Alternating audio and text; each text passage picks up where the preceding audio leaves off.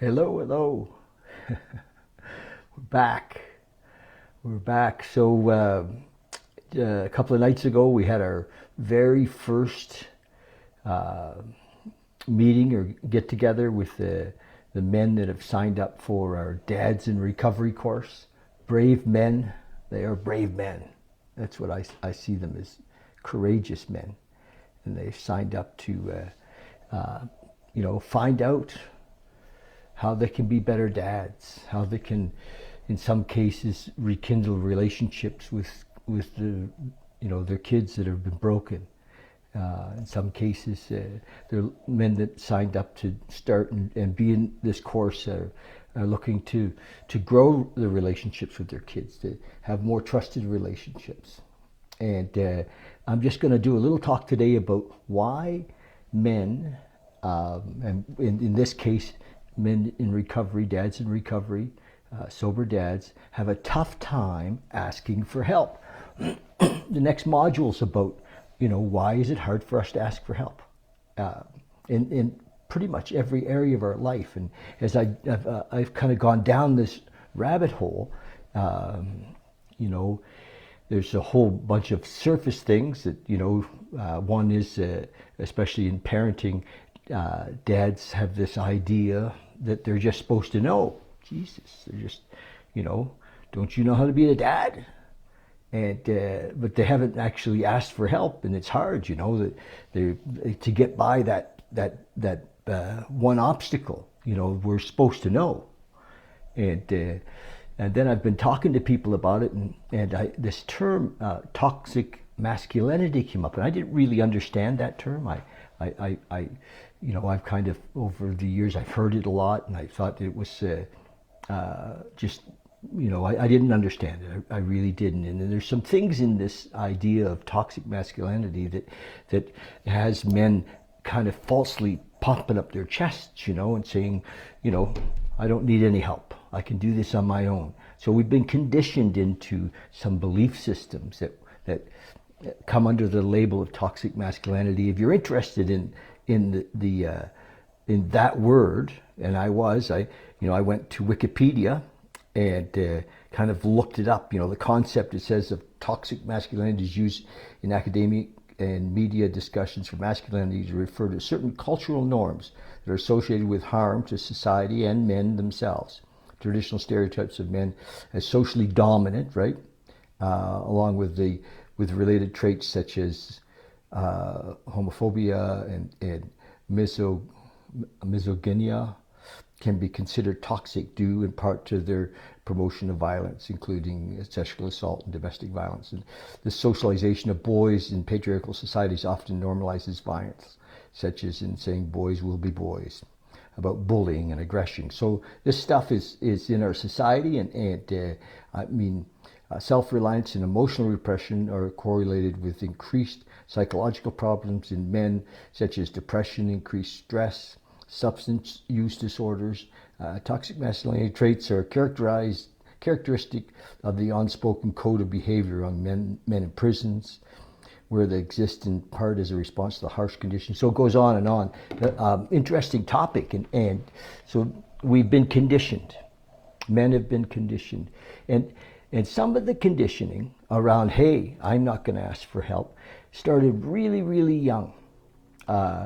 I remember as a kid, I grew up in an alcoholic home, and being criticized if I struggled with things, school, or, so my conditioning was that it wasn't safe to ask for help.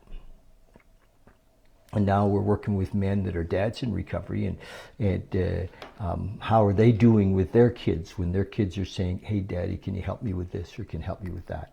Are we taking the time to just really be with them? I remember times where I would ask for something and I remember feeling really stupid, as a kid. I felt like it wasn't safe to ask for help because I would be criticized, either by my older siblings or my dad. In some ways, I just didn't feel the door was open. So this is the thing that we're going deep in this next module around,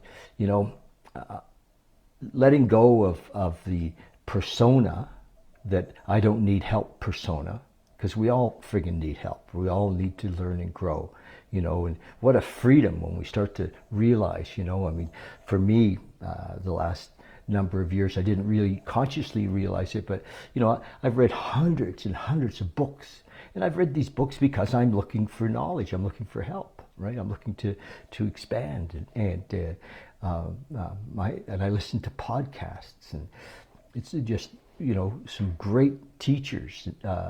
So if we're still stuck in I don't need help, then it's very difficult to have our lives expand and change. And so we're going to go deep into that topic and find out where it began for some of us, why it was not safe maybe to ask for help, and how are we projecting that on our own kids. And I have a theory that if my kids still ask for help, my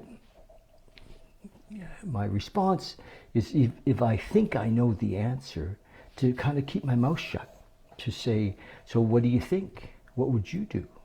What are the options? And to dig in and allow them to find their way.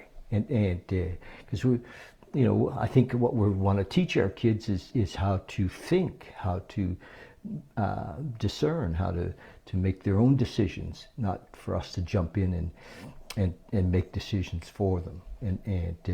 But that's part of this, Dads in Recovery, Sober Dads, baby. It's going really well. It's just so obvious to me. The first night I was really quite nervous, and I felt very vulnerable to have the men that were in the group on the screen in front of me.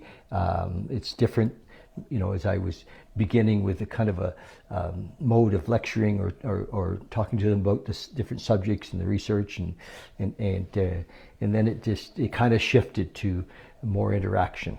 So first night it turned out pretty good, and I've talked to most of the men that were there. We have 35 kids. These men are dads to 35 kids, and isn't that exciting? I think we have 12 or 13 men in the program, and 35 kids. Wow. As this grows, I just see the possibility to, shine the light. We're just shining the light on this job of being a dad, something that we don't talk about it a lot.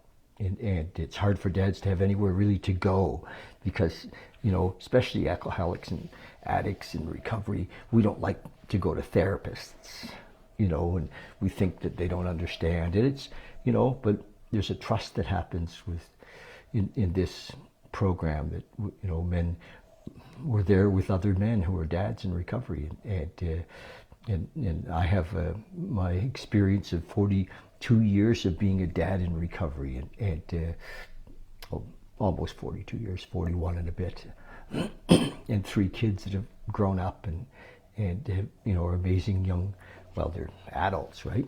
And grandkids, and all because none of this would have happened without recovery and without a willingness to learn and grow. So I'm really, really proud of my men that stepped up to be in the first course. Thank you, fellas. And we'll do it again. For those of you that didn't get to be part of the first time, we'll get in touch with me. We'll put you on the list for the next time. Love you guys. Love my community. And I'm grateful to my higher power, God, as I understand him or don't understand him, to for allowing this all to kind of come together. So I'm just super grateful. Thank you. Yeah, I love to make your comments. I love to hear what you think about the topic of why we don't ask for help. And I'd love it if you'd subscribe. If you're watching this on YouTube, please subscribe and share these videos. If you have dads in recovery that would like some support, please pass this around. Okay, love you. Thanks very much.